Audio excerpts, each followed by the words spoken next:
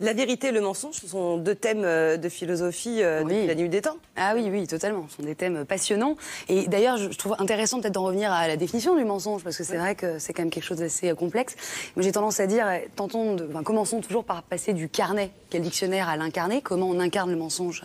Eh bien, dans le concret de la situation. Et quand on regarde le dictionnaire, eh bien, on voit que c'est une assertion, un énoncé sciemment contraire à la vérité, dans l'intention de tromper.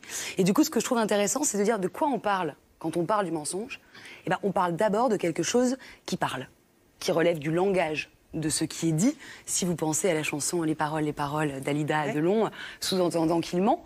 Mais c'est ce qui est dit, mais c'est aussi ce qui n'est pas dit dans le langage. Quand on ne dit pas, on peut mentir. Oui, c'est un mensonge par omission, c'est-à-dire qui omet de dire dans ce que je dis, je ne dis pas cela.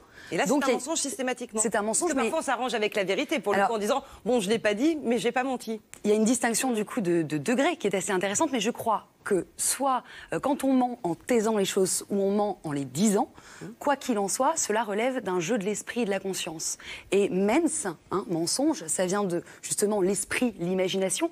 Aussi, j'aurais tendance à dire que derrière un mensonge, il y a quand même une ruse de l'esprit. Et la ruse, vous savez, c'est un procédé habile, justement, qu'on va utiliser pour tromper en vue de parvenir à ses fins ou à sa fin, à l'instar, par exemple, du renard de La Fontaine.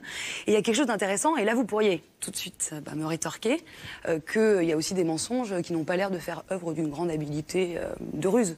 Du style, vous rentrez tard le soir, t'étais où ? Là, vous vous en sortez comme vous pouvez sur le coup et vous n'êtes pas forcément en train de ruser. Vous faites ce que vous pouvez pour vous en sortir.